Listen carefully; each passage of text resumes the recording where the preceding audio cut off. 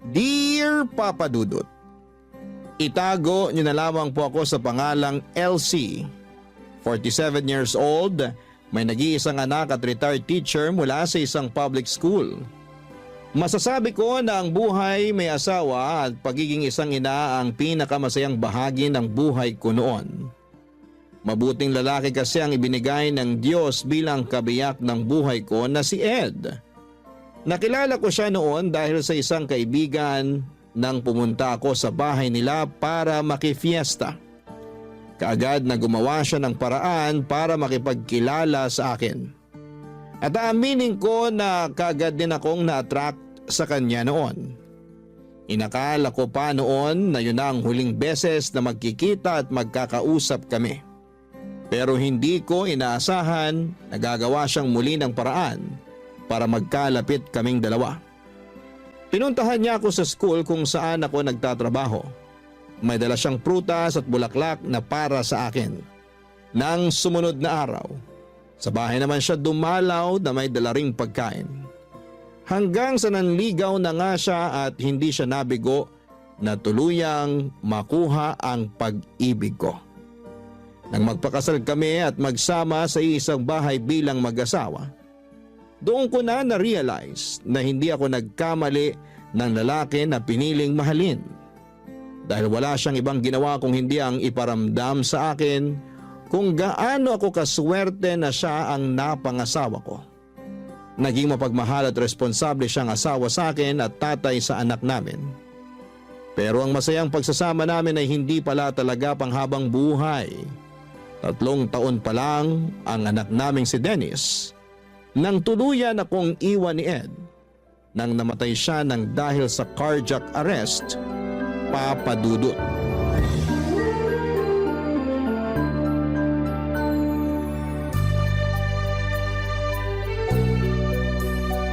Ay, grabe.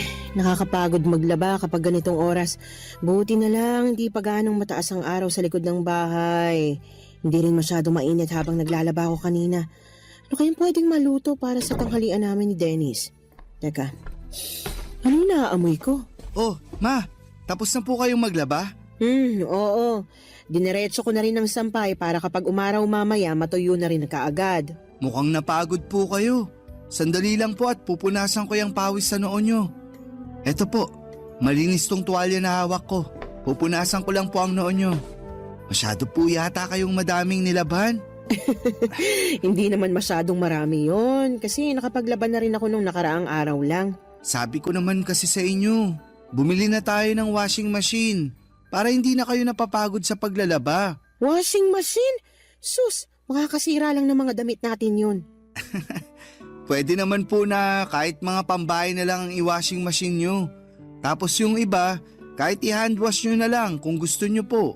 Iha-handwash ko na lang para sigurado ako na malinis ang pagkakalaba ko sa lahat ng mga damit natin. Hindi pa masisira ang mga tela nun, lalo na yung mga pang-alis mo na damit. Akin na nga yung tuwalya at ako na rin magpupunas sa pawis ko. Balikan mo na yung niluluto mo at baka masunog pa yun. Ay, sige po Ma. Papatayin ko na rin yung apoy sa kalan. Kasi luto na rin naman po yung karne ng manok doon. Maupo na rin po kayo kasi nakapaghain na rin po ako ng para sa tanghalian natin. Sige, at medyo gutom na rin ako. Ano palang niluto mo na ulam? Ang paborito nyo pong binakol, Ma. Ay, kaya naman pala amoy pa lang. Mukhang napakasarap na ng niluto mo kasi paborito ko. Sana nga po magustuhan nyo. Alam nyo naman po na hindi talaga ako madalas magluto. Nagulat nga ako nang may maamoy akong ulam mula sa kusina. Yung pala nagluluto ka na ng pananghalian natin. Nung makita ko kasi po kayong naglalaba kanina, naghanap na po ako ng pwedeng iluto sa ref natin. Sakto naman po ang mga ingredients na nakita ko para sa binakol na manok. Sana talaga pumasa sa inyo ang lasa ng niluto ko na yan. Eto, titikman ko na nang malaman natin kung lasang binakol ba yung niluto mo o baka mamaya lasang afritada o adobong manok pala ito. Ma, wala naman pong sarsayan na kagaya ng sa adobo o apritadang manok. Biro lang naman. Eto, titikman ko na talaga, ha? Masarap tong sinigang na manok mo, ah. Ma, binakol po yan at hindi sinigang. Pero seryoso na anak, masarap tong niluto mong binakol na manok. Talaga po, Ma? Walang halong biro? Walang halong biro. Pwede ka na ngang mag-asawa sa sobrang sarap nitong niluto mo. Asawa agad, Ma? Hindi ba pwedeng girlfriend muna? Bakit, meron na ba? Nako, mukhang meron na nga. Kung meron man, ipapakilala ko po kaagad sa inyo. Saka, wag po kayong mag-alala. Hindi ko naman po pinapabayaan ang pag-aaral ko. Alam ko naman yon. Napakatalino mo kaya. Siyempre, kanino pa ba naman ako magmamana kung hindi sa paboritong mama ko? Para namang may iba ka pang mama ha. Kumain na nga tayo habang mainit pa tong masarap na binakol na niluto mo. Papa Dudut, simple lang naman ang naging buhay ng pamilya namin noong nabubuhay pa ang asawa ko. Sa construction site, nagtatrabaho si Ed bilang foreman at ako naman ay nagpatuloy sa pagtuturo ko sa school. Nang ipinagbuntis ko si Dennis, naging masela ng kalagayan ko. Kaya kinailangan ko nang mag-resign. Gusto ko na rin sanang bumalik sa pagtatrabaho noong nakapanganak ako, pero nakiusap si Ed na mag-focus na lamang daw sana ako sa pag-aalaga ng anak namin. Pinagbigyan ko naman siya kasi nangako siya. Nagagawin niya ang lahat para hindi kami mahirapan sa mga gastusin. Tinupad ni Ed ang pangako niya na yon. Kaya madalas siyang mag-overtime para madagdagan ang kinikita niya sa trabaho. At alam niyo, sa totoo lang, may bahagi ng sarili ko ang hanggang ngayon nagigilty pa rin dahil pakiramdam ko. Masyado kong iniasa lahat ng responsibilidad sa asawa ko. At yun ang naging dahilan para maaga niya kaming iwanan ng anak ko. Pero mula nang mawala siya ay nangako ako na gagawin ko ang lahat para maibigay ang lahat ng pangangailangan ng anak ko. Magpapakananay at tatay ako para sa nag-iisang anak namin ng asawa ko. Sinuklian naman ni Dennis ang lahat ng pagsusumikap ko para maitaguyod ang buhay namin. Naging napakabuti niyang anak sa akin. Nag-aral siya ng mabuti hanggang college hanggang sa napapansin ko noon na napapadalas na medyo ginagabi ng uwi ang anak ko, Papa Dudut.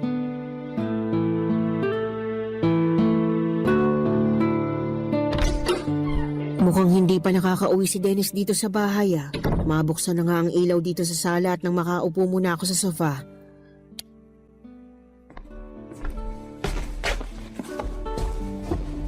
Ay, nakakapagod yung mga klase ko kanina. Ang hirap talaga kapag may bumibisita sa amin ng mga head teacher mula sa ibang school. Napakaraming dapat asikasuhin. Ma, nakauwi na po pala kayo. Kakadating ko lang dito sa bahay, nagpapahinga lang ako ng konti tapos mag-aasikaso na ako ng pagkain para sa hapunan natin. Nagugutom ka na ba? Hindi pa naman po. Uupo na lang din po muna ako dito sa sofa. Gusto mo bang buksan natin ang TV? Hindi na po, kasi wala naman po akong inaabangan na palabas sa TV ng ganitong oras. Sige, pero bakit parang napapadalas yata na ginagabi ka ng uwi ngayon?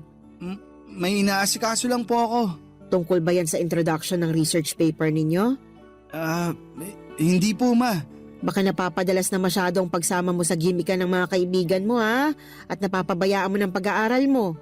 Wala namang problema sa akin kung kanino ka pa bumarkada, basta hindi makakaapekto sa pag-aaral mo. Hindi po ako gumigimik. Kasi wala rin naman po akong hilig sa paglalakwatsa o pagtambay sa kung saan-saan. Saka, konti lang din naman po ang kaibigan ko sa school. Ayoko rin nang nakikipag-usap sa kung sino-sinong estudyante na walang kinalaman sa subject ko. Mabuti naman.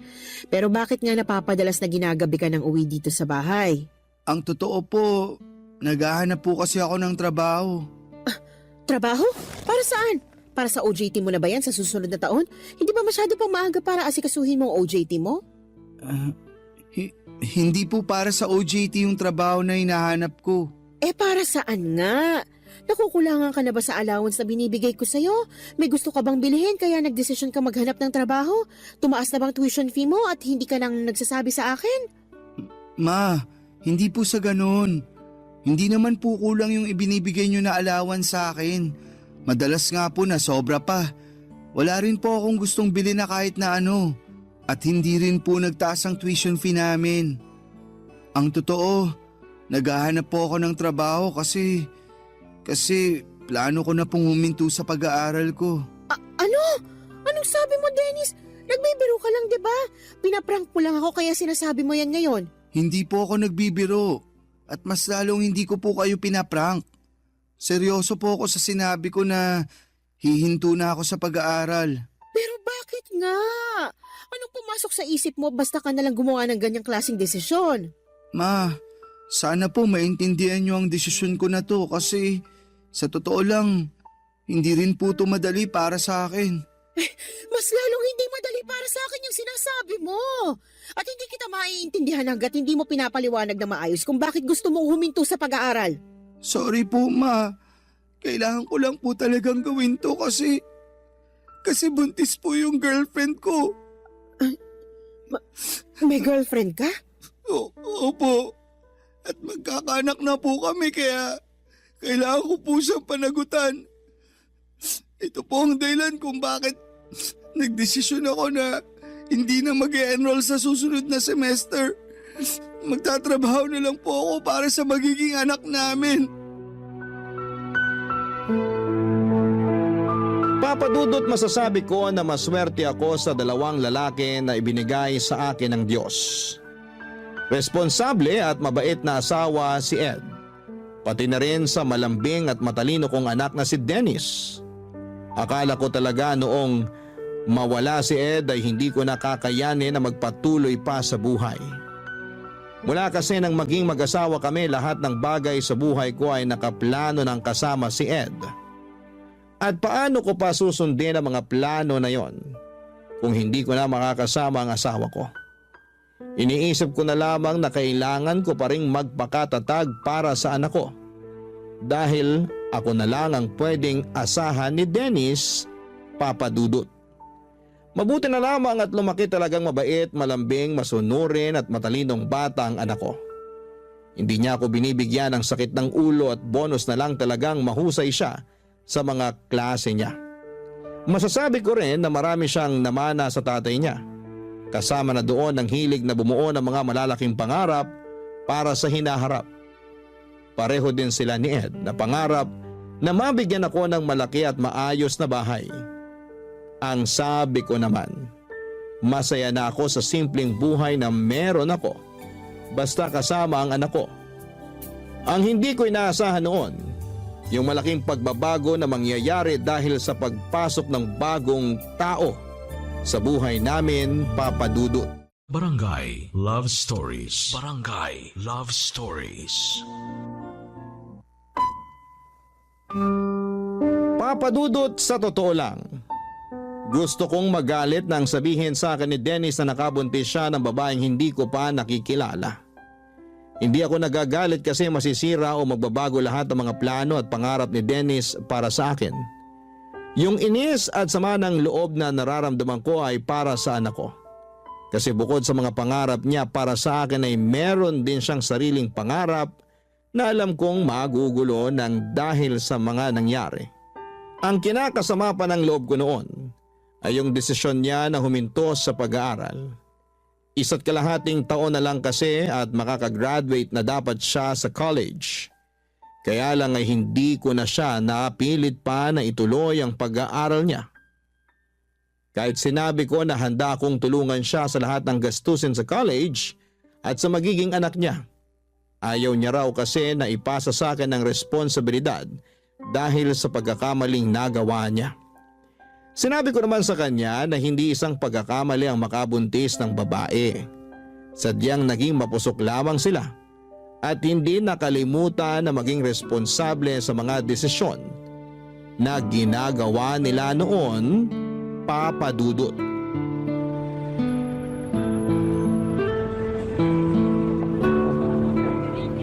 Malapit na tayo sa bahay namin, Kyla. Medyo malayong lakaran pala to, no? Oo, kasi bihira ang dumaraan na tricycle dito sa street namin. Napansin ko rin na parang konti ang mga tindahan dito sa inyo. Medyo nga. Pero huwag kang mag-alala Kasi may sari-sari store na katabi mismo ng bahay namin. Ayun, sakto. Alam mo naman na mahilig akong bumili ng mga kutkuti na pagkain. Mas okay talaga na may malapit na tindahan sa atin. Pero sa totoo lang, kinakabahan na ako. Kasi baka hindi ako magustuhan ng mama mo. Sobrang bait ng mama ko. Kaya sigurado ako na magugustuhan ka niya at magkakasundo kayong dalawa. Nandito na tayo sa bahay namin. Pagpasensya mo na lang kasi simple lang tong bahay namin. Uy, ang ganda kaya ng bahay niyo, Dennis. May gate pa bago yung mismong pinto ng bahay. Ang ganda pa ng mga halaman dito sa garden niyo. Naku, alagang-alaga ni mama yung mga halaman na yan. Pasok na tayo sa loob. Kasi sigurado akong excited na rin si mama na makilala ka.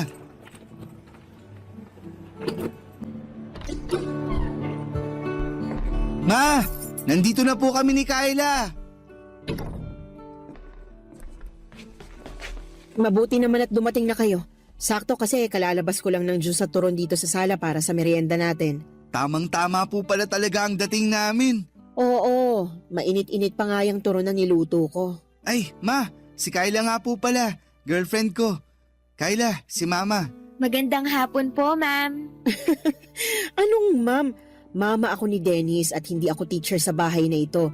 Mama na lang din ang itawag mo sa akin kasi hindi magtatagal. Magiging manugang na rin naman kita. Sige po, ma. Sabi sa'yo, mabait si mama. At maganda pa, parang ikaw. Oo nga. Maganda talaga ang mama mo, lalo na sa personal. Magaling ka talaga pumili ng girlfriend na ipapakilala sa akin, Dennis. Maupo na muna kayo sa sofa nang makapagmerienda na tayo. Alam nyo ma, kanina pa kinakabahan tong si Kyla. Kasi ang sabi niya, baka taray-tarayin nyo raw siya. Uy, wala akong sinabing baka tarayan ako ng mama mo, Dennis. Pero totoo namang kinakabahan ka kanina, di ba? Kahit naman hanggang ngayon, kinakabahan pa rin ako. Ito kasi yung unang pagkakataon na makikilala ko ang mama mo. Huwag kang mag-alala, Kyla. Basta mahal ng anak ko, mahal ko na rin. Pero matanong ko lang, saan ba kayo nagkakilala ni Dennis? Wala pa kasi siyang masyadong nakukwento sa akin tungkol sa'yo. Sa school din po kung saan nag-aaral si Dennis. Ah, magkaklase kayo ng anak ko? Hindi ko po siya kaklase at matagal na rin po akong huminto sa pag-aaral. Ah, hindi ka na pala nag-aaral. Opo ma, nakatungtong naman po ng first year college si Kyla noon. Pero nang mamatay ang mga magulang niya 3 years ago, tita na lang niya ang kasama niya. Doon po siya nagdesisyon na magtrabaho na lang. Ah, ganun ba? Paano kayong nagkakilala sa school kung hindi naman pala siya estudyante doon? Nagtatrabaho po ako sa kantin sa loob ng university kung saan madalas na kumakain si Dennis. Doon po kami nagkakilala. Masipag pong magtrabaho si Kyla at yun talaga ang pinaka nagustuhan ko sa kanya. Alam ko po na hindi ko talaga siya naikwento sa inyo noon. Pero mabuting tao po si Kyla at mahal na mahal ko po siya. Kaya sana po, okay lang sa inyo na dito muna kami tumira habang hindi pa siya nakakapanganak. Siyempre naman kasi bahay mo na rin to anak. Huwag kang mag-alala kasi maaasahan mong suporta ko sa lahat ng desisyon na gagawin mo. Lalo na kung para sa relasyon at magiging anak ninyo ni Kyla.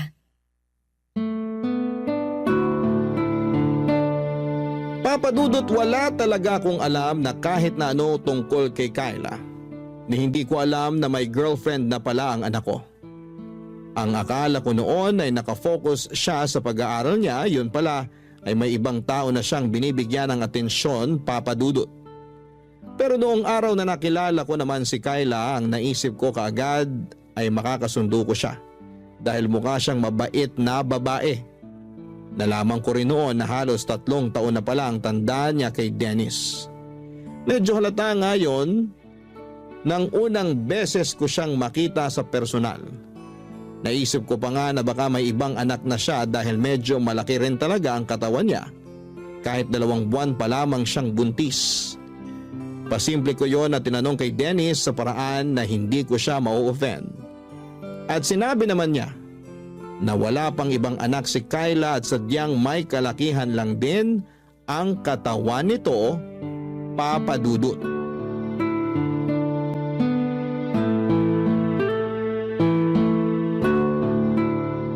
Ma, Gagabihin po pala ako ng uwi mamaya.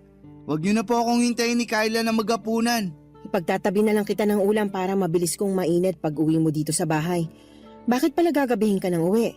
Kulang po kasi kami ng waiter sa restaurant kaya kailangan namin magdagdag ng oras sa duty namin. Naku, sayang naman kasi. Balak ko pa namang magluto ng paborito mong igado na ulam para sa hapunan. Talaga? Ipagluluto mo ako ng paborito ko? Oo, kaya nga plano kong sumama mamalengke mamaya kay mama eh. Pwede mo pa rin namang iluto yung paborito ko, Kyla. Hindi na nga lang tayo sabay na makakapaghapunan. Kasi ayoko mapuyat ka sa paghihintay sa akin. O sige, pero siguraduhin mo na kakainin mo yung iluluto kong ulam ha? Kahit sunog pa yung luto mo, kakainin at uubusin ko lahat yan. Grabe ka naman! Hindi pa naman ako nakapagluto ng sunog na ulam nung nagtatrabaho pa ako sa kantin. Joke lang naman yun. Ikaw naman akala ko naman nakatikim ka na ng sunog na luto ng girlfriend mo. Naku ma, masarap po magluto si Kyla. Ay talaga? Opo, kasi minsan binibigyan niya pa ako ng pagkain na niluto niya sa bahay nila kapag wala siyang pasok sa kantin. Malapit lang din po kasi yung bahay ng tita ko sa university kung saan nag-aaral dati si Dennis. Kapag wala po akong trabaho, dumadaan po siya doon para saglit na dalawin ako o makipagkwentuhan sa akin. At kapag aalis na po ako, palagi na po siyang may pabaon na pagkain sa akin. Kaya pala may mga oras noon na maaga kang umaalis ng bahay natin. Akala ko may inaasikaso ka lang na para sa mga klase mo eh. Opo ma, pero never ko naman pong pinabayaan ang pag-aaral ko kahit nanliligaw pa lang ako nun kay Kyla. At kahit po boyfriend ko na si Dennis, palagi ko rin pong pinapaalala sa kanya na mag-focus sa pag-aaral niya. May isang beses lang po talaga na naging mapusok kami. Sorry po ma. Nako, huwag nyo nang isipin yun kasi hindi na natin mababago yung mga nagawa nyo noon at yung mga nangyari noon. Mas mahalaga ngayon na mag-focus tayo sa present, lalo na sa future na para sa baby ninyo. Tama po kayo. Kaya magsisipag talaga ako sa trabaho para sa pamilya na to. Teka, kailangan ko na nga rin po palang umalis kasi baka malate pa ako. O sige, mag-iingat ka anak. Opo ma, lalabas na rin po ako ng bahay. Bye po. Bye Kyla. Bye! Mag-iingat ka!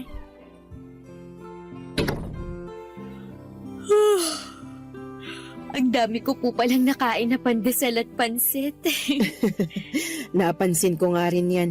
Mabuti naman at nagustuhan mong binili kong pansit dyan sa malapit na tindahan para sa almusal natin. Masarap din po kasi talaga yung pansit kahit wala masyadong gulay. Ayos din po yun dahil hindi rin ako mahilig sa gulay. Pareho pala kayo ni Dennis na hindi mahilig kumain ng gulay. Pero ngayon po, pinipilit ko naman na kumain ng gulay para sa pinagbubuntis ko. Inaantok na tuloy ulit ako. Oh, saan ka pupunta? Papasok po muna ako sa kwarto namin ni Dennis. Akala ko sasamahan mo kung mamalengke. Naku ma, tinatamad na po ako lumabas ng bahay. Ah, ganun ba? Sige, ako na lang ang bibili ng mga sahog na gagamitin mo sa lulutuin mo mamaya.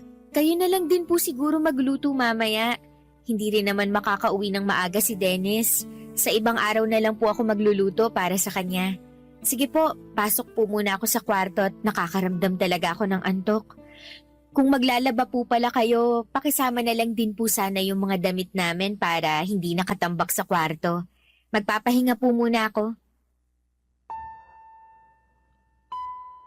Papadudot, nagkamali pala ako sa naging first impression ko kay Kyla.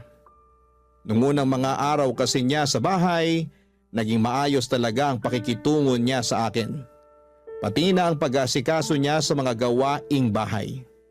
Maaga siyang gumigising at pagkatapos mag-almusal ay dediretso sa sala para magwalis-walis ng sahig. Kasunod ang pagpupuna sa mga bintana, nagluluto rin siya ng para sa hapunan namin at siya ang nag-aasikaso ng pinagkainan namin sa almusal. Pero pagkalipas ng ilang linggo ay nagbago ang lahat, lalo na nang kinailangan kong mag-resign sa trabaho. Napaaga noon ang retirement ko dahil lumala ang katarata sa kanang mata ko. Nadaan pa naman sa oral medication pero hindi na ako bumalik pa sa pagtuturo. Mula noon, si Dennis na ang nagtatrabaho para sa mga pangangailangan at gastusin sa bahay. Doon din nagbago ang ugali ni Kyla na halos inaasa na niya sa akin lahat ng gawain sa bahay. Pero naisip ko na baka hindi nagbago ang ugali niya. Baka sadyang yun talaga ang ugali niya. Nagpapanggap at nagpapakitang tao lamang siya sa umpisa. Pilit ko na lamang siyang pinakisamahan noon dahil ayoko nang bigyan pa ng problema ang anak ko na alam kong palaging pagod galing sa trabaho niya, Papa Dudut. Barangay Love Stories. Barangay Love Stories. Papa Dudut, sa isang restaurant nagtatrabaho noon si Dennis. Dahil sa mga gamot na kailangan ko, mga vitamins ni Kyla at iba pang gastusin sa bahay, madalas na nag-o-overtime sa trabaho ang anak ko. Ayaw niya kasi nang nagigipit kami sa pera o panggastos sa bahay. Pinag-iipunan niya rin ang para sa panganganak ni Kyla at nabanggit niya rin na plano na niya itong pakasalan sa susunod na taon. Kaya pilit niyang ginagawa ang lahat para maibigay ang pangangailangan namin. Halos mahigit 10 oras siyang nagtatrabaho sa araw-araw. Naiinis pa ako kasi aalis si Dennis nang tulog pa si Kyla. Babangon lamang ito kapag kakain na. Magbabanyo o manonood ng TV tapos kapag uuwi na si Dennis, madalas natulog na ulit ito. Mabuti sana talaga kung may iba itong ginawa na medyo nakakapagod sa buong maghapon. Oo, buntis siya pero hindi ibig sabihin noon na hindi na siya pwedeng tumulong sa mga gawaing bahay. Hindi rin naman masela ng kalagayan niya kaya walang dahilan para maghapon lang siya na nakahiga sa kama o manood ng TV. Pero hinayaan ko lamang siya at walang kahit na anong narinig mula sa akin. Ang sabi ko baka kapag nanganak na si Kyla ay mas magiging maayos ang ugali niya. Pero naging malala ang lahat lalo na nang makunan si Kyla. Pagkalipas lamang ng ilang buwan, naging maayos na ang kalagayan nito pero mas naging tamad sa mga gawaing bahay, Papa Dudut.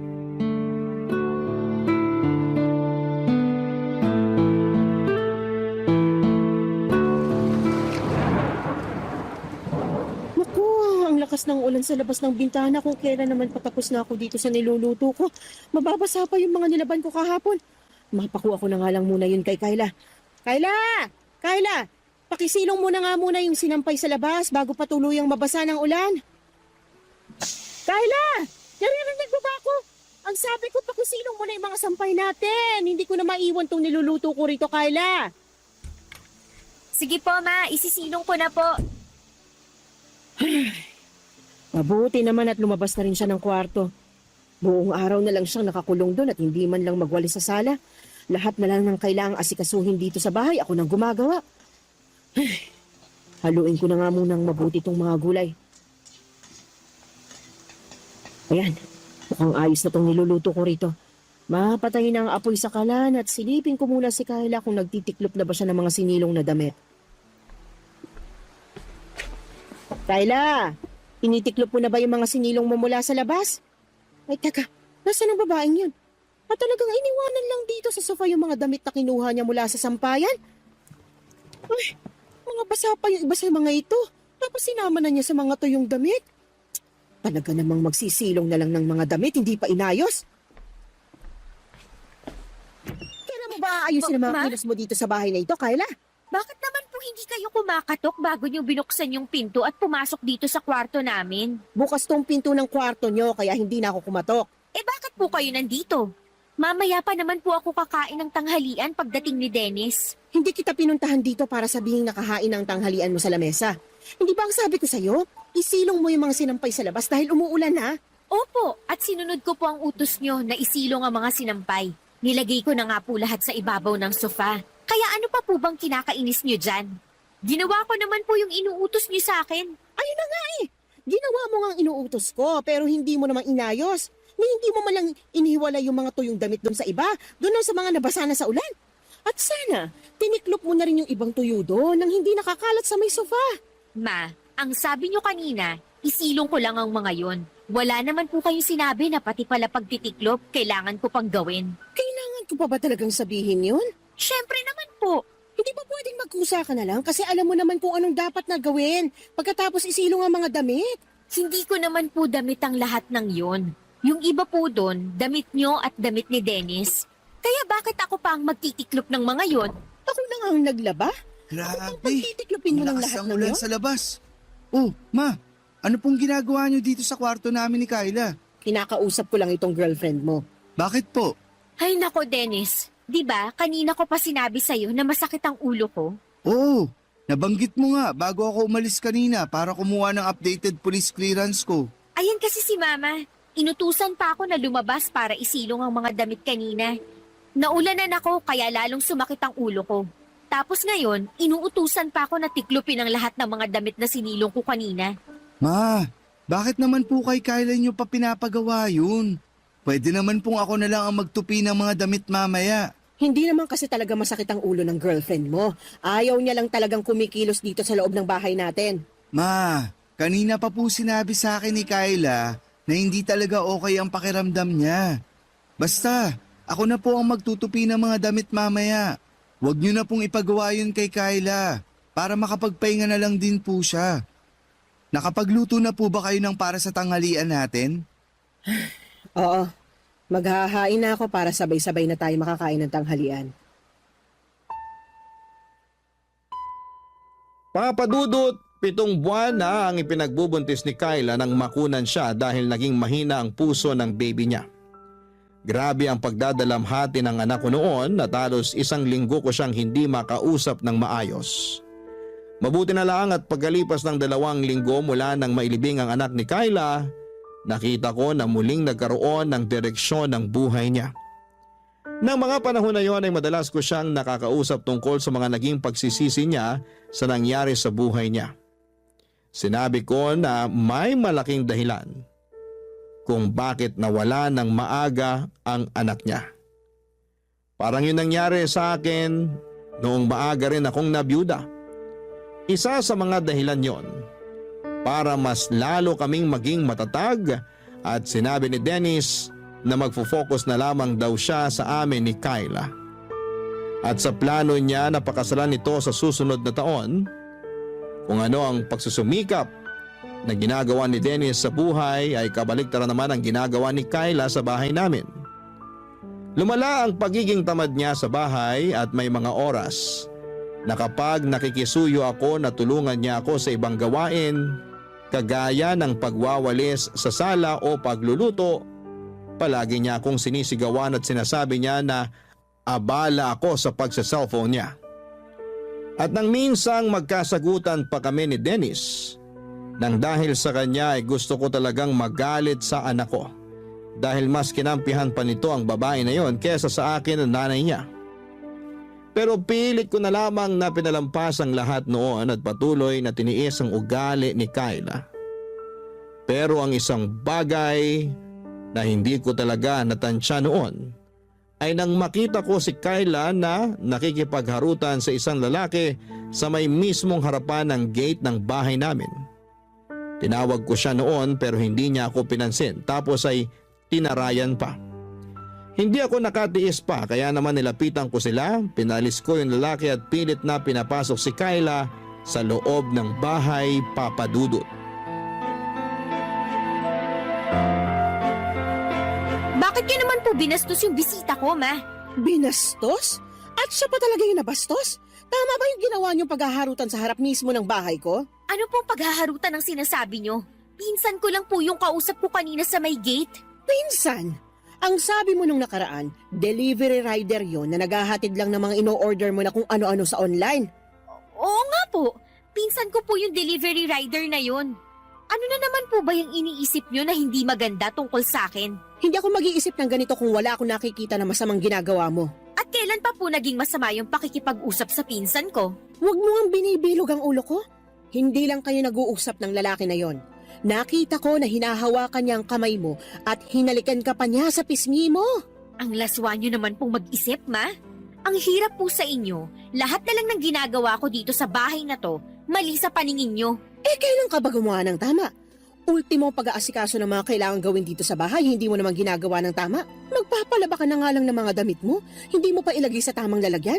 Pati na nga ang mga pinagkainan mo, basta mo na lang iniiwan sa lababo. Kita nyo na? Napakarami nyo naman pong issue sa akin. Kanina, yung pakikipag-usap ko sa labas ng bahay. Ngayon naman, pati ang bawat kilos ko dito sa loob ng bahay nyo, sinisita nyo na. Alam nyo, mabuti pa, magpahinga na lang ako sa kwarto namin ni Dennis. Sumasakit na naman po kasi ang ulo ko dahil sa ingay nyo. Sandali lang, Kyla. Hindi ko pa tayo na! tapos mag-usap. Bitawan nyo nga ang braso ko! Huwag mo kasi akong talikuran dahil nag-uusap pa tayo. Pwede po bang hayaan nyo na lang akong pumasok sa kwarto namin? Tapos ano, magkukulong ka na naman dyan buong araw? At lalabas ka na lang kapag kakain na? Kung may issue po kayo sa akin, si Dennis na lang po ang kausapin nyo. Papasok na po ako sa kwarto kasi ayoko na po makipagtalo sa inyo. Sabi ng hindi pa tayo tapos Nasasaktan mag-usap. na po ako! Bitiwan nyo nga po yung braso ko! Ano pong nangyayari dito? Nasa pinto pa lang ako. Naririnig ko na po ang mga sigawan nyo. Mabuti naman at umuwi ka na. Si Mama kasi, kanina pa ako sinisigawan. Tapos ang higpit pa ng hawak niya sa braso ko. Tingnan mo oh. Halos magmarka na ang kamay niya sa balat ko. Ma, bakit nyo naman po sinisigawan at sinasaktan si Kyla? Hindi ko siya sinisigawan at mas lalong hindi ko siya sinasaktan. Gusto ko na kasing magpahinga, pero ayaw niya pa akong papasukin sa kwarto natin. Ano ba talagang nangyayari dito? Yang girlfriend mo kasi, nakita kong nakikipagharutan sa ibang lalaki dyan sa labas ng bahay natin. Doon pa talaga sa may gate natin. Kyla, ano tong sinasabi ni Mama? Hindi naman totoo yon. Hindi totoo? Kahit nakita ko na hinawakan niya ang kamay mo at hinalikan ka niya sa pisngi mo? Pinsan ko nga lang po kasi yon na binibigyan niyo ng mali siya. Kung nabibilog mo ang ulo ng anak ko, huwag mo ko igaya sa kanya. Hindi mo ko maloloko, Kyla. Pwede po bang tigilan niyo na nga po yung kakaisip ng kung ano-ano tungkol sa akin? Alam ko naman kasi talaga na ayaw niyo sa akin kaya gusto niyo akong siraan sa anak niyo. Hindi kita sinisiraan sa kanya. Nagsasabi lang ako ng totoo. Nagsasabi lang din po ako ng totoo. Sadyang marumi lang po ang isip niyo kaya kung ano-ano na lang yung lumalabas sa bibig niyo. At ako pa talaga ngayon ang madumi mag-isip? Sino pa po ba? Kayo lang naman po yung walang tigil sa pagbabantay sa bawat galaw ko dito sa bahay na to. Teka, wag na nga kayong magsigawan ni Mama, Kyla. Hindi naman kasi ako nag-umpisa nito. Yang mama mo. Palibasa, sampid lang ako dito sa bahay kaya ginaganyan niyo na lang ako. Tama na. Huwag ka nang umiyak. Gusto ko lang naman talagang magpahinga muna. Pero ayaw niya akong papasukin sa kwarto natin. Palagi niya na lang binabantayan bawat kilos ko dito. Kulang na nga lang, pati paghinga ko dito sa loob ng bahay na to, bantayan niya. Tama na. Huwag ka nang umiyak. Sige na, pumasok ka na muna sa kwarto natin. Pero Dennis, Mamaya na lang po tayo mag-usap. Gusto ko na lang din po sana munang magpahinga.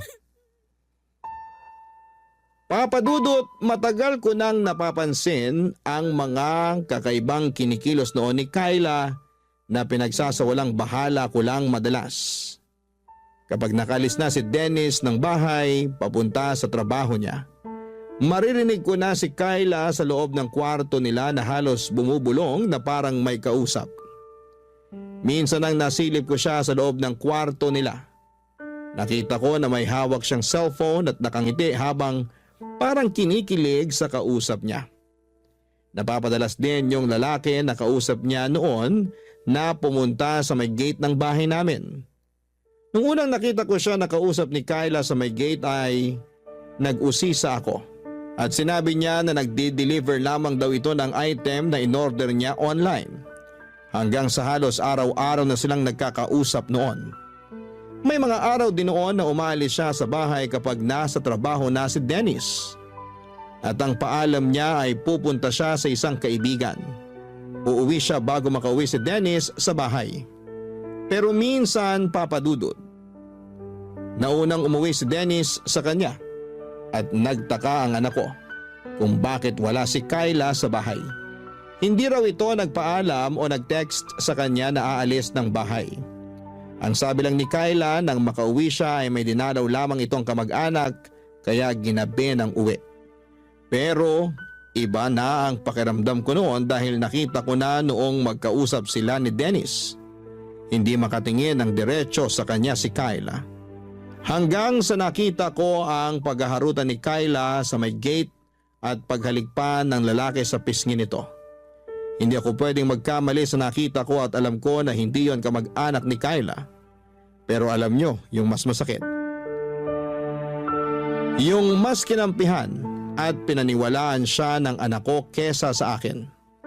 Wala akong ibang hinihiling noon kung hindi ang mapabuti ang anak ko at maging masaya siya sa kung sino man ang babaeng mapipiling niyang mahalin. Kahit na hindi ko tanggap si Kyla, ay pinilit ko siyang pakisamahan. Pero ako pa ang lalabas na masama sa lahat. Pagkatapos ng pagtatalo namin na yon ay nag-decide si Dennis na umalis na sila ng bahay ni Kyla. Nangupahan sila sa hindi kalayuan mula sa bahay ko. At isang beses sa isang linggo ay dinadalaw na lamang ako ni Dennis sa bahay. Kapag dinadalaw ako ng anak ko ay iniiwasan namin na pag-usapan ang tungkol sa relasyon nila ni Kyla para hindi kami magtalo. Papadudot, ang dahilan talaga ng pagsulat ko ngayon ay para humingi ng payo sa kung ano ang dapat kong gawin. Sigurado kasi ako na niloloko ni Kyla ang anak ko pero ayaw naman akong paniwalaan ni Dennis. At ayoko na rin na mas lalo pang magulo ang relasyon namin ng anak ko. Kaya hindi na ako naglalakas loob na makialam sa relasyon nila. Ano bang dapat kong gawin para mamulat ang anak ko sa katotohanan na hindi karapat-dapat si Kyla para sa kanya? Sana'y matulungan ninyo ako sa problema kong ito, Papa Dudut. Ang inyong forever kapuso at kabarangay, LC. Dear Papa Dudut, naranasan nyo na bang maging aberya o dahilan ng pagkantala ng isang sitwasyon? Ako kasi oo at masakit pala sa loob na maging dahilan noon. Akala ko noong una ay ayos lamang. Kumbaga sa isip ko mga kaibigan ko naman sila, kaya naiintindihan nila ako. Pero sa huli ay hindi rin nangyari yon, Papa Dudut. Ang una kong naramdaman ay galit at matinding pagtatampo. Lalo at kilala akong ma-pride at mataas ang tingin sa sarili. Pero bago ko ituloy ang kwento ko ay gusto ko munang bumati ng isang mapagpalang tanghali sa inyong lahat. Matagal na akong avid listener ng programa ninyong Barangay Love Stories. Lagi kong inaabangan ang mga uploaded stories ninyo online at isang araw ay nag-decide akong magpadala ng email sa inyong istasyon. Tawagin niyo na lamang po ako sa pangalang Colette. Nagtatrabaho sa Pasig bilang finance staff at nasa 32 years old na ako. Kaka-birthday ko lamang nitong January 1 kasabay ng bagong taon. Sa kasalukuyan ay nasa journey ako ng healing at weight loss. Malaking factor kasi ang mga pinagdadaanan ko sa nakaraan. Kaya lumobo ang timbang ko at pumalo ng lagpas na sa 100 kilo sa edad ko pa lamang na 30 years old.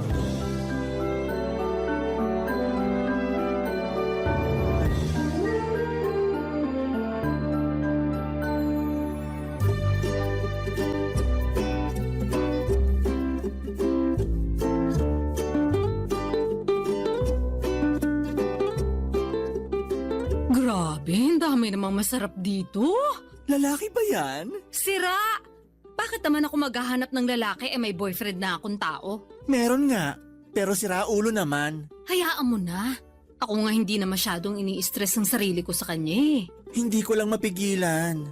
Di mo kasi deserve na harap-harapang pagmukhaing tanga, lalo nung pinaghintay ka niya dun sa date nyo. Nagkausap na naman kami. Sabi niya sinugod daw sa ospital mama niya. At sa taranta niya hindi nakapagsabi sa akin. Ay, ganun ba? Oo, kaya wag ka namang gigil dun sa tao. Kumusta na raw ba mama niya? Okay naman, nakalabas na sa ospital. Inatake lang ng high blood kakakain ng maalat at matabang pagkain. Nag-birthday kasi yung ate niyang umuwi from US, kaya naghanda sila ng bongga. Sayang nga hindi ako naimbitahan kasi may seminar kami nun sa office. Nakita ko pa naman sa pictures na in-upload nila sa Facebook yung mga handa nila. Ay! May lechong baboy, crispy pata, inihaw na manok at liempo, at iba't ibang klase ng ulam. May masarsa, may masabaw, meron din pansit, spaghetti carbonara. Tapos yung mga paborito kong dessert na mango float at coffee jelly. Hala siya. O bakit? Nakakatakam naman talaga yung mga yun eh. Bigla tuloy ako nagutom. Nando na tayo. Pero papaalala ko lang sa'yo, nakakakain lang natin ng lunch. Ay talaga? Oo, da. 1 oras pa nga lang nakakalipas. Dami ko rin nakain ha. Sarap kasi ng bulalo na niluto mo eh. Thank you. Pero hindi ako makapaniwalang 1 oras pa lang ang lumipas. Akala ko kasi 3 oras na. Grabe namang mga dragon mo na yan sa tiyan. Seryoso nga. Nagugutom na nga ulit ako, kaya eto. Naghahanap na ako ng mau-order online. Totoo? Oo, ito. Tingnan mo. Tingnan mo. Ano kayo masarap kainin? Hala si auntie. Bakit ba? Nagugutom nga yung tao eh. Hindi naman kita pinagbabawalang kumain. Kung gusto mo, go ka lang. Pero ang akin lang maghinay-hinay ka. Hindi mo nga ako pinagbabawalan. Pero pinakikialaman mo naman ako. Kakawalang gana tuloy kumain. Wow ha? Ikaw, mawawala ng gana sa pagkain? Pwede ba hindi mo ako may-eme? Tigilan mo ako, Colette. Kilalang kilala mo na talaga ako. Aba syempre, para na tayong magkapatid. Kaya nga bilang nakakatanda mong ate, pinagsasabihan kitang ayus-ayusin mo yung pagkain mo. Lalo na yung mga kinakain mo. Pansin ko kasi marami ka na namang instant noodles sa cabinet. Tapos puro processed food yung nasa freezer mo. Marami ka rin soft drinks at junk food. Nag-grocery ka ba? Oo, kahapon lang. Lumagpas nga ako sa budget ko kasi marami akong kinuwang hindi naman kasama sa listahan ko. Nakaka-tempt naman kasi. Pero okay lang naman. Wala rin naman pagkain na nasasayang sa akin. Kaya pala nagulat ako. Kasi pang 5 tao yung supply mo kahit mag-isa ka lang dito sa apartment mo. Baka nakakalimutan mo. Pumupunta ka rin dito at pinagluluto kita katulad na lang nung kinain mong bulalo kaninang tanghalian. Oo, pero di katulad mo. Para lang akong pusa kumain. Kape-kape lang sa umaga, wala pang asukal.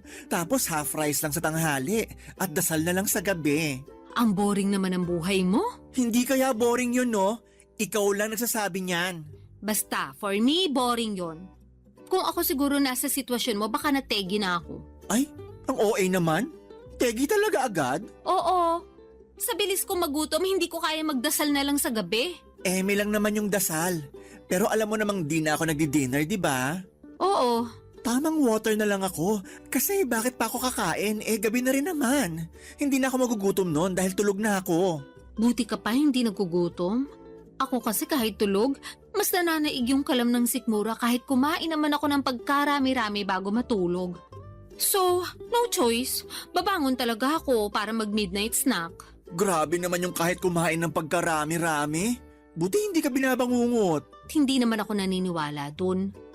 At saka, mas babangungutin lang ako pag hinayaan ko magutom ako. Ay, iba rin. Kaya mabuti pa, tulungan mo na lang ako mamili ng masarap na merienda. Pasa ko dyan. Ako nga lang, di ba? Ako lang ang kakain, wag ka na. Papadudot, bata pa lamang ay tabain ako. Ako yung tipo na mahanginan lamang tumataba na. Malakas din kasi akong kumain at aaminin ko ng pagkain ang naging takbuhan ko kapag stress ako sa personal kong buhay at sa trabaho. Katulad na nga lang noong nasa bingit ng alanganin ng relationship ko sa aking longtime boyfriend. Bukod sa pinsan kong si Percy ay wala akong masyadong kaklose sa mga kaopisina ko. Kaya wala rin akong mapagkwentuhan sa kanila. Para sa akin ay malaki ang tutulong ng pagkain upang gumaan ang nararamdaman ko. Nagsimula ang hilig ko sa pagkain at minsan ko pa ngang binansagan ang sarili ko na certified foodie. Pangarap kong matikman ang lahat ng pagkain sa mundo. Meron akong obsession sa pagkain na nagsimula noong bata ako kung saan ay pribilehiyo sa akin ang makakain ng masarap lalo na at mahirap lamang kami. Maaga pang namatay ang nanay ko at nung nagkaroon ulit ng kinakasama ang tatay, nuknukan naman ang kadamutan sa pagkain ng madrasta kong yon. Sa kanya ko naranasang magutuman kaya ang ginagawa ko ay nagtatago ako ng pagkain at palihim na kinakain yon. Sa pagpapatuloy ng hindi maayos na relasyon ko sa aking boyfriend, itinuong ko sa pagkain ng lahat ng sama ng loob at hinanakit ko sa mga pagkukulang niya sa akin. Kaya nga makalipas lamang ng halos 2 linggo, nadagdagan ng 5 kilo ang timbang ko. Pumalo na ako noon sa 115 kilogram.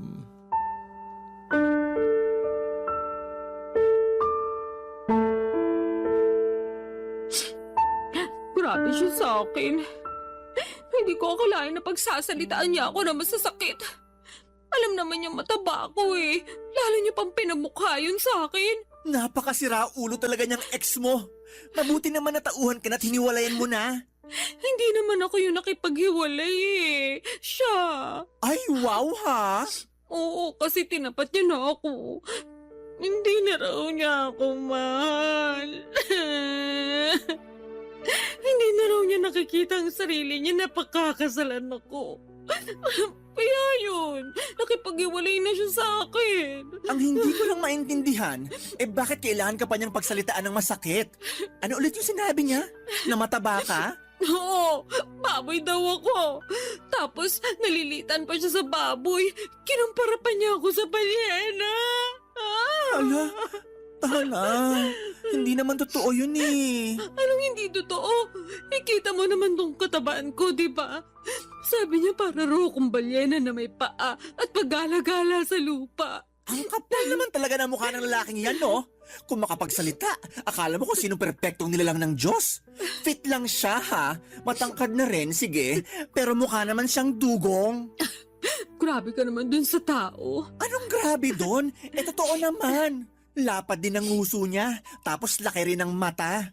Kung papangitan lang naman, may ibubuga talaga siya. Isama mo pa yung ugali niya, aba, may kalalagyan talaga siya sa impyerno. Doon, katabi ng trono ni Satanas. Pero ayun nga, hindi pa rin ako makapaniwala na ipagpapalit niya ako sa iba dahil lang sa pagiging mataba ako. Bakit nagulat ka pa? Alam mo namang sira ulo na talaga yung ex mo simula pa lang nung mahuli mo nagloko.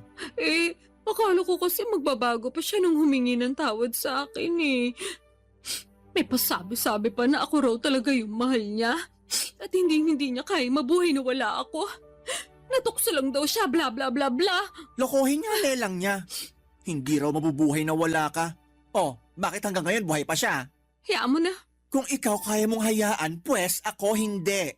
Ayoko yata na sinasaktan pinsan ko, no? Dami mo na pinagdaanan eh. Tapos nung nakilala mo siya, naramdaman ko talaga na naging masaya ka. Kumbaga, for the first time in your life. Nangako rin sa akin yung ulupong na yon na hindi ka niya sasaktan at paiiyakin. Tapos ginawa niya rin sa'yo.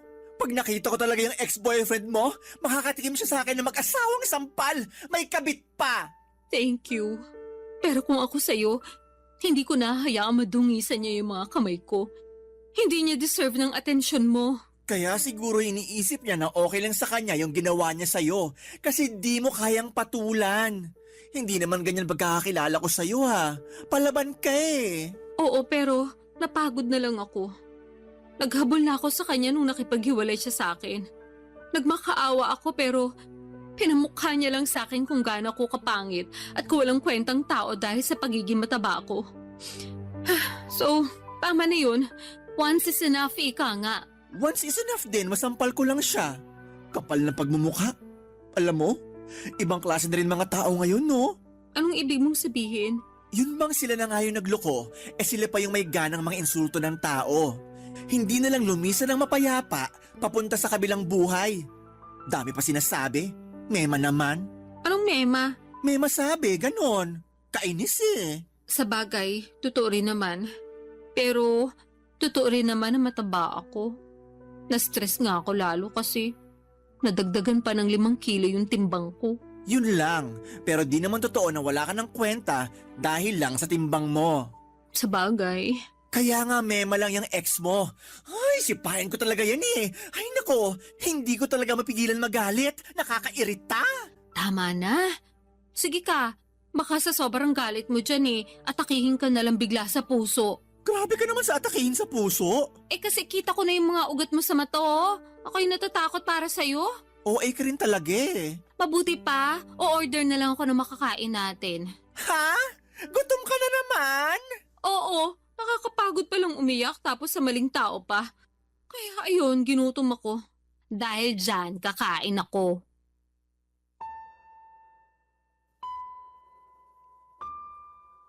Papa Dudut, sobrang sakit maloko ng taong pinakamamahal mo. At masahol pa doon pinagpalit niya ako sa babaeng hindi hamak na mas payat at sexy sa akin. Laking insulto noon sa pagkatao ko gayong hindi naman ako payat at sexy noong nakilala niya. Pero aminado naman ako na hindi pa ako kasing bigat ng timbang ko ng mga panahong hiniwalayan niya ako. Siguro napabayaan ko rin talaga ang aking sarili. Pero kung iisipin, nagsimula lang naman yun noong nanlamig at nagloko siya. Dahil sa nangyari, lalo kong itinuon sa pagkain ang sakit na nararamdaman ko ng mga panahong yon. Sinabi ko kay Percy na kaya ko ang sarili ko dahil nga kilala niya rin naman akong matapang. Totoo naman na matapang ako at palaban. Marami na akong masasakit na pangyayari sa buhay na nalagpasan ng mag-isa. At malaki ang utang na loob ko sa pagkain dahil napapagaan nito ang buhay ko kahit na napapabigat naman ito ang aking timbang. Barangay Love Stories. Barangay Love Stories. Papa Dudut, sinabi ko sa sarili ko na hindi na ako magmamakaawa sa ex-boyfriend ko. Nabalikan niya ako. Sapat na yung isang beses, sobra na kung susundan ko pa ang pagpapakatanga ko. Napakaraming lalaki sa mundo at hindi lang naman siya ang huling lalaki na makikilala ko. At dahil nga punong-puno ako ng tiwala at kumpiyansa sa sarili, na wala akong dapat baguhin sa pagkatao ko dahil ex ko naman ang nagloko. Hindi ko pinakinggan ang sinabi sa akin ni Percy na magdahan-dahan sa pagkain dahil baka lalong madagdagan ang timbang ko. Alam ko naman na concern lamang siya sa kapakanan ko at hindi yon sa pinagbabawalan niya akong kumain. Besides, pera ko naman ang ginagastos ko, pambili ng cravings ko. Pero ayos na ayos lang naman ako ng panahon na yon. Dahil nga break na kami ng dati kong karelasyon. Nagkaroon na ako ng maraming oras para pagtuunan ng pansin ang ibang aspeto ng buhay ko. Tulad na lamang ng paggala kasama ang aking mga college kabarkada.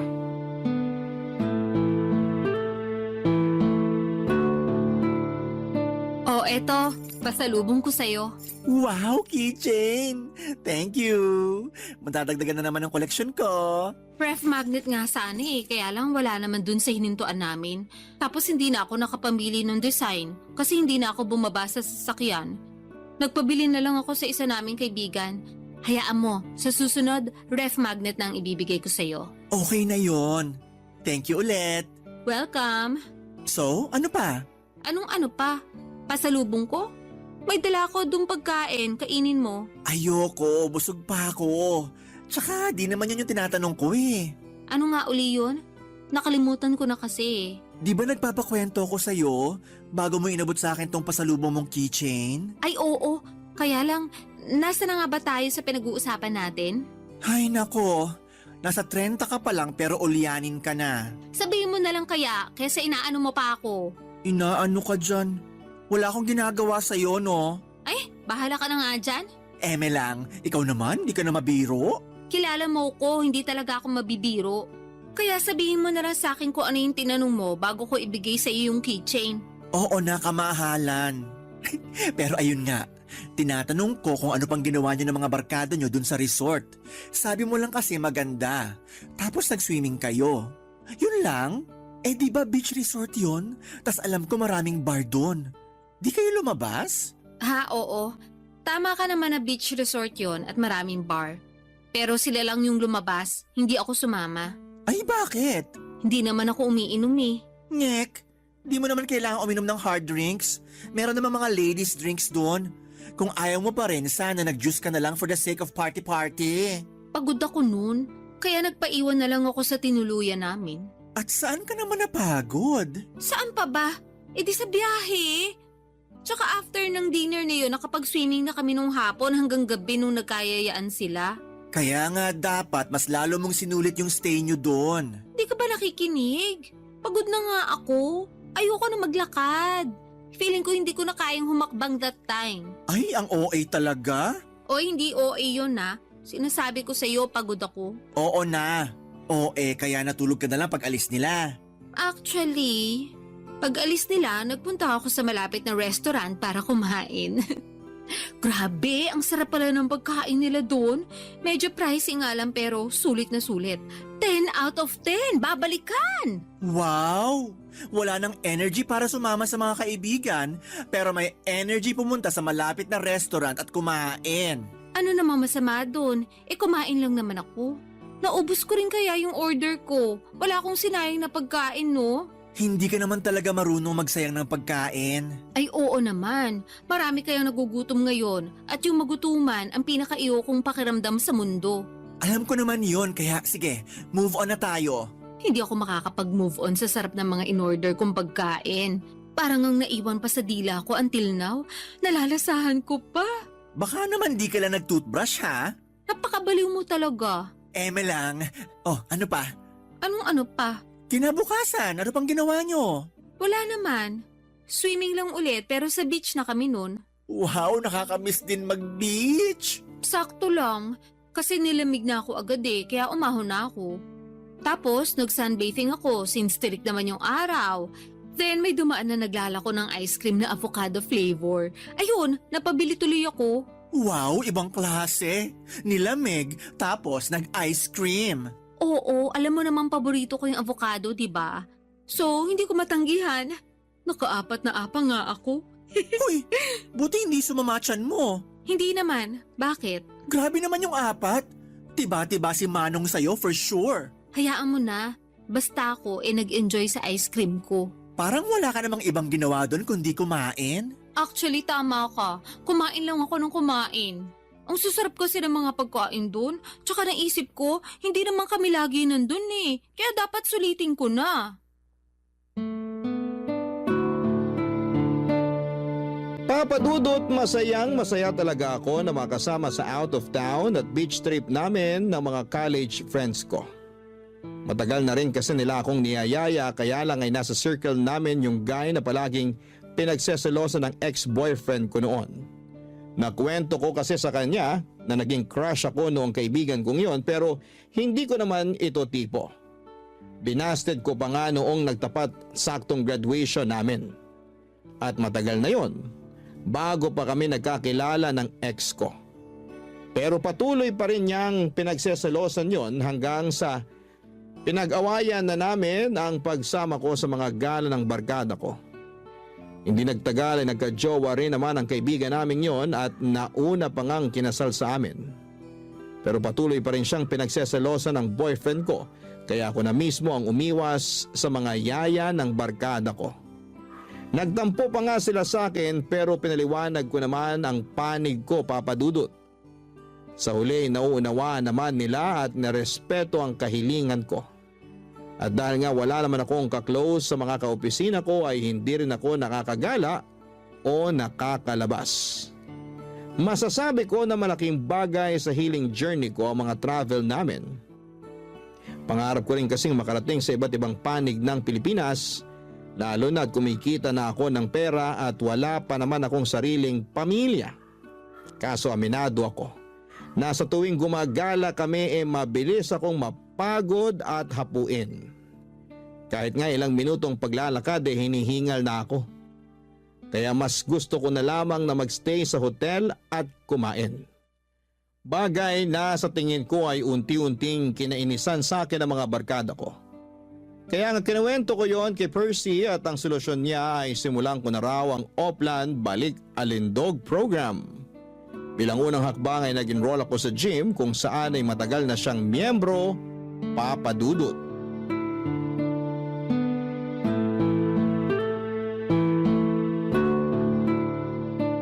Nakakainis ka naman, Colette. Bakit ka naman naiinis dyan? Tanong-tanong ka pa talaga? Sinayang mo lang naman membership fee dun sa gym. Hinahanap ka kaya ni coach sa akin. Sabihin mo na lang hindi na ako babalik. Ayoko na. Suko na ako. Suko ka na agad? Nakakailang session ka pa lang? Ano magagawa ko kung ayaw ko na talaga? Baka naman sa isip mo lang yan ha. Sigurado ako sa desisyon ko. Pinag-isipan ko yun nung muntik na akong lagnatin dahil sa sakit ng katawan after nung first session. Grabe kaya pakaramdam ko nun. Kulang na lang magpa-ospital ako eh. Sobra naman yung magpa-ospital.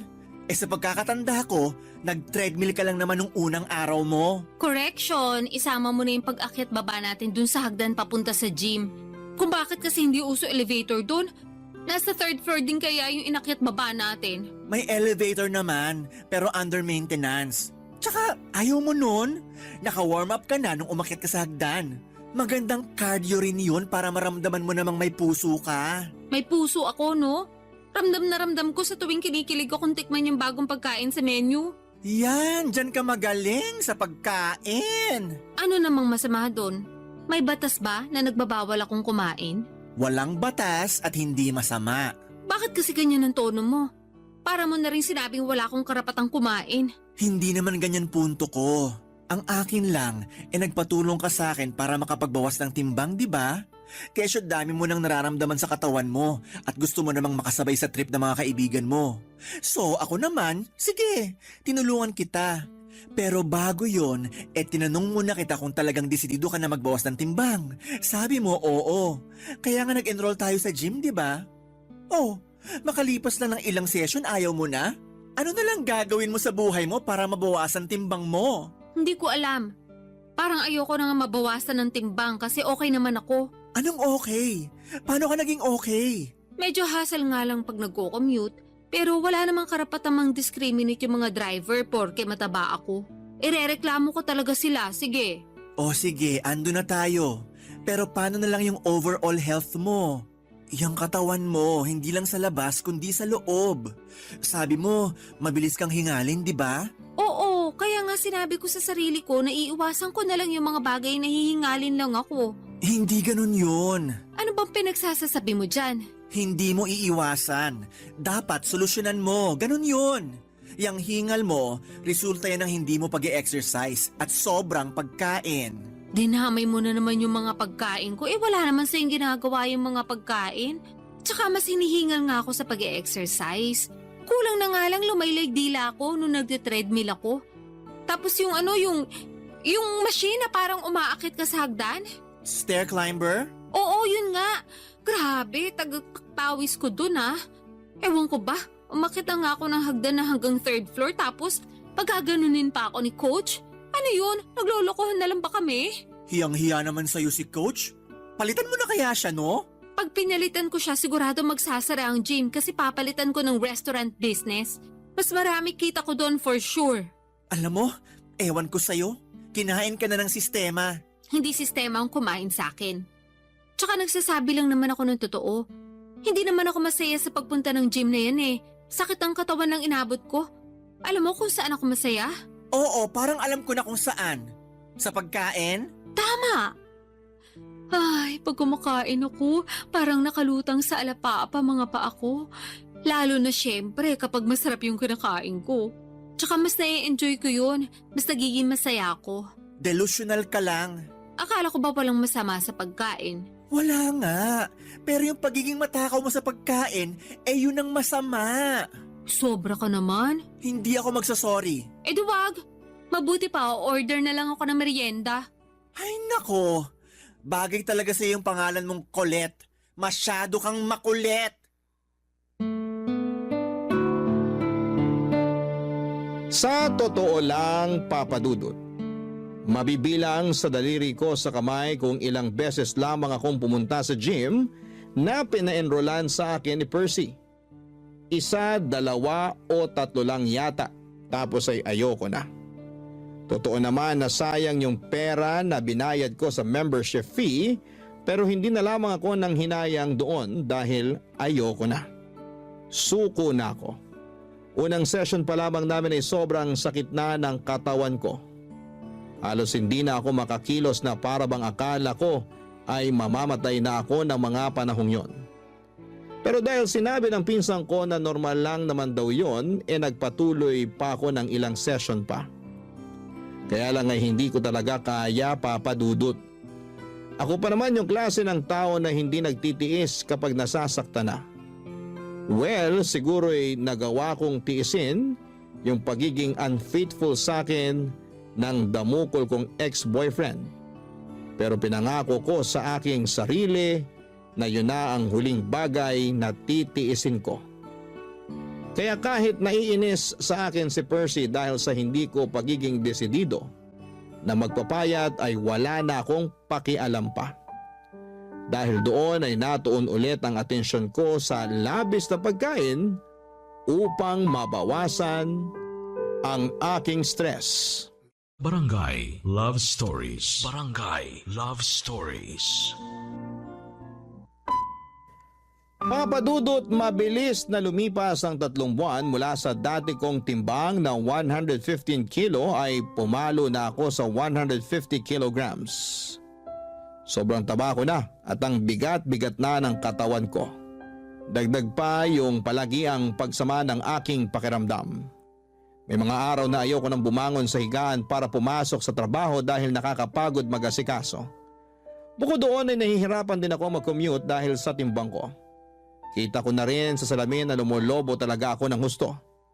Lumaki ang mga braso ko at hita at nadagdagan ng isang layer ang bilbil ko sa tiyan at sa leeg ko. Umumbok din ang aking mukha at hindi ko na makita dahil sa dagdag na taba ng aking leeg. Doon na ako nagsimulang ma-frustrate habang binabalikan sa isipan ko kung ano-anong klaseng pagkain ang kinain ko noong nakaraang 3 buwan. Na-realize ko na sobrang daming carbohydrates, maalat at matatamis na pagkain ng walang pasubali kong nilantakan. Malala kapag magkaka-period na ako dahil nandun yung magkikrave talaga ako sa iba't ibang unhealthy food and drinks. Tapos nung isang beses ay hindi ako dinatnan ng menstruation ko. Akala ko'y delay lang pero dahil praning ako ay nagpakonsulta na ako sa isang OB gynecologist. Doon ko napag-alaman na may PCOS ako o Polycystic Ovarian Syndrome. Bilateral din. Ibig sabihin po nun ay 2 ovary ko ang merong cyst na nakakaapekto sa aking hormones. Bukod doon ay lumabas sa laboratory exam ko na may type 2 diabetes din ako. Dahil sa mga sakit ko ay lalo akong na-frustrate. At imbes na gawin ng payo sa akin ng mga doktor na magbawas ng timbang ay kabaliktaran noon ang ginawa ko. Mas lalo akong nagpaka-lango sa pagkain, Papa Dudut.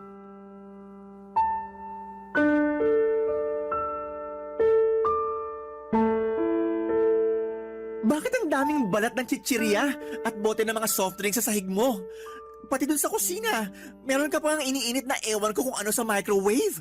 Ano ba yun, ha? Ah, yun ba? Tirang spaghetti yun. Ilang araw na sa ref ko kaya ininit ko na. Yun lang trip kong kainin ngayon eh. Pwede bang makisuyo? Pakikuha pagtapos ng initin. Hirap na kasi akong tumayo eh. Akala ko ba wala kang ganang kumain dahil may sakit ka? Kaya nga ako pumunta rito sa apartment mo kahit na naiinis pa rin ako sa'yo. Thank you. Pero naisip ko ayoko magpatalo sa sakit ko. Kaya kakain pa rin ako. Kinain mo rin ba yung lahat-lahat ng mga chichirya na yan? Tsaka ikaw din uminom ng mga soft drinks na yan? Oo. Wala naman akong kasama dito eh. Ako lang. Kulit naman. Ano? Sisermonan mo na naman ako kasi kumain ako ng unhealthy food. O sige, kung hindi ako kakain, baka lalo ako magkasakit niyan. Yang mga pagkain na kinakain mo, yung dahilan kaya ka nagkakasakit. Pero sa mga pagkain na yan lang naman ako nagiging masaya. At least kapag kumakain ako, nabubusog ako. At saka yung mga pagkain na yan hindi nang iiwan. Hindi katulad ng mga barkada ko. Ayaw na nila akong isama sa mga gala nila. Ha? Bakit daw? Kasi pabigat lang daw ako. Literal ha? Tapos aberya. KJ din daw ako at mareklamo lalo na sa mga gusto nilang gawin at puntahan. Kasalanan ko ba yun? Mabilis ako mapagod. Tapos baka hindi paligtas sa akin yung mga trip nilang gawin. Alam naman nilang mataba ako. Pinipilit ka ba nilang gawin yung mga ayaw mo? Hindi naman. Pero ramdam ko yung disappointment nila sa akin. May isa pa nga na nagsabi na sana hindi na lang ako sumama kung magstay lang din daw ako sa hotel. Sobra naman. Pero totoo rin naman eh. Nakakapanghinayang naman talaga. Lalo bihira lang kayo pumunta dun sa lugar. Kaya dapat sulitin nyo na. Sinusulit ko naman kaya nga kinakain ko lahat ng pwede kong kainin.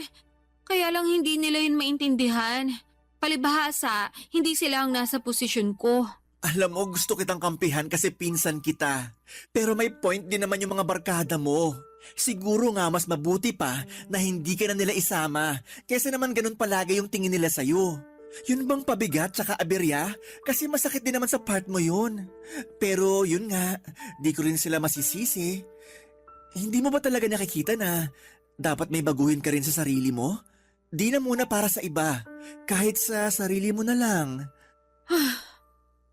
Alam ko namang meron pero hindi ko alam kung paano mag-uumpisa. At saka natatakot ako na baka huli na ang lahat lalo na meron na akong nararamdaman sa katawan ko. Nakapagpa-check up ka na ba? Oo, sa OB-gynecologist at saka sa endocrinologist. May PCOS ako at saka type 2 diabetes. Mataas din ang creatinine ko at saka blood pressure. Santisima! Bata-bata mo pa pero napakarami mo ng sakit. Kaya nga Kailan ka pa ba nagpa-check up? last week lang. Bakit ngayon mo lang sinabi sa akin? Nahihiya ako sa iyo At saka natatakot ako na baka sabihin mo kasalanan ko rin naman kaya nangyari sa akin to. Naaalala ko kasi na sinabi mo masama ang pagiging matakaw. Oo, pero kailangan mo nang makakaramay. Lalo na sa sitwasyon mong yan. Okay lang naman ako. Karamay ko naman yung mga pagkain. Alam mo, hindi tama yan. Baka lalo ka lang mapasama sa ginagawa mong yan eh. Tsaka di ka naman pinagbabawalang kumain. Pero sana piliin mo naman yung mga pagkain na papapasukin mo sa katawan mo. Nahihirapan ako. Hindi ko alam kung paano ko magsisimula. Pakiramdam ko pag hindi ako nakakakain ng mga pagkain kinasanayan ko, mamamatay ako. Alam mo ba yung pakiramdam na yun? Ang hirap! Hirap na ako magkontrol. Mas gusto ko nalang mamatay para matapos na itong mga nararamdaman ko. Gaga, alam mo namang hindi yan ang solusyon, di ba? Huwag ka munang mamatay. Marami pa tayong lugar na pupuntahan pag gumaling ka na. Please lang, huwag ganyan ang isipin mo. Ewan ko, nawawala na ako ng pag-asa na magbabago pa ang buhay ko. Papadudot mga bata pa lamang ay close na kami ni Percy. Dahil solong anak lamang ako at wala rin namang kapatid sa tatay at madrasta ko. Ang pinsang kong yon ang tumatayong nakatatandang kapatid sa akin. Hindi naman nagkakalayo ang edad namin, 2 taon lang ang tanda niya. Marami na kaming pinagsamahan at malaki talaga ang naitutulong niya sa buhay ko. Lalo na sa pag-encourage sa akin na magbawas ng timbang. Kaya nga kahit sinesermonan niya ako ng mga panahong yon ay thankful pa rin ako sa kanya dahil mas nauunawaan ko ang mga pagkukulang ko. Hindi lang sa ibang tao kundi lalong-lalo na sa aking sarili.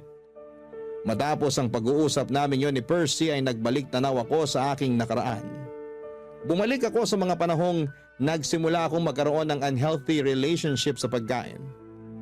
Alam ko kasi na walang kasalanan ng mga kinakain ko sa kondisyon ko dahil ako mismo ang nawala ng kontrol. Pero naniniwala din ako na hindi pa naman huli ang lahat lalo na kung desidido akong magbagong buhay. Kaya nga noong 2024 lang ay pinatapos ko muna lahat ng mga handaan bago ko pangatawanan ang New Year's resolution kong magpapayat ng tuluyan. Bilang unang hakbang, nagbawas ako ng kinakain lalo na yung unhealthy katulad ng junk food, soft drinks at sugary treats. Sobrang hirap. Lalo na at umabot na ako sa puntong naglalaway ako, makakita lamang ako ng mga paborito kong pagkain. Pero sa tulong ni Percy at ng aking dietitian ay kinaya ko naman. Sunod kong binawasan ay ang mga consumption food ng carbohydrates Ang mga halimbawa noon ay kanin, tinapay at mga pasta. Pero hindi ko naman kagad inalis sa sistema ko, lalo na at meron akong mga sakit. Bukod doon ay nag-invest din ako ng treadmill. Ginagamit ko lang naman yon pag maulan, pero pag hindi naman ay sinasamahan ako ng pinsang kong maglakad-lakad sa gabi. Nagbabadminton at volleyball din kami, pampapawis. Kaya sa loob ng 2 buwan, nabawasan na ang timbang ko ng halos 10 kilo.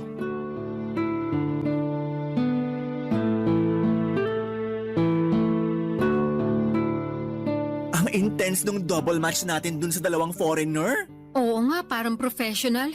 Ayun, talo tuloy tayo. Hayaan mo na, at least mga gwapo naman sila. Kuota mga mata ko sa silay. Sa bagay, ako rin naman.